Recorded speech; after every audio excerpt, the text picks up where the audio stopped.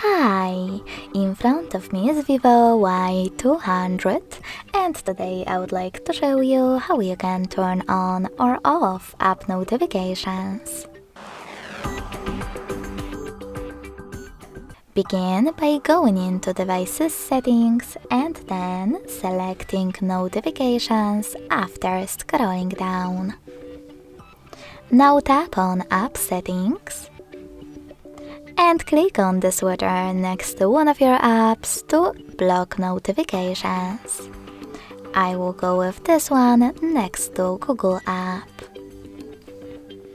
If the switcher is gray, that means that all notifications are blocked. If you wish to switch them back on, tap on the same switcher again. You can also just click on one of your apps available on the left and manage all notifications from here.